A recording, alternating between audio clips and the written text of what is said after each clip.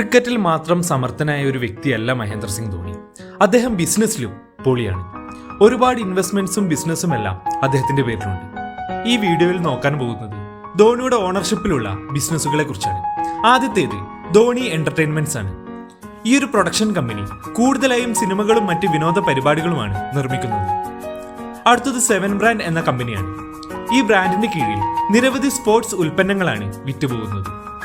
ധോണിയുടെ ജന്മനാടായ റാഞ്ചിയിൽ മാഹി റെസിഡൻസി എന്ന പേരിൽ ഒരു ഹോട്ടലും അദ്ദേഹത്തിന്റെ പേരിലുണ്ട്.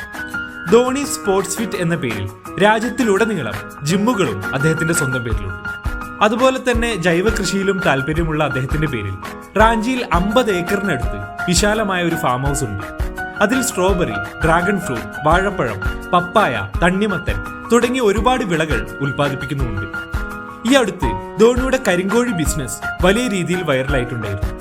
കിലോയ്ക്ക് 1000 രൂപയാണ് കരിങ്കോഴിയുടെ വില. ഇവിടെ പറഞ്ഞത് ധോണിയുടെ ബിസിനസ്സുകളിൽ വളരെ പോപ്പുലർ ആയത് മാത്രമാണ്.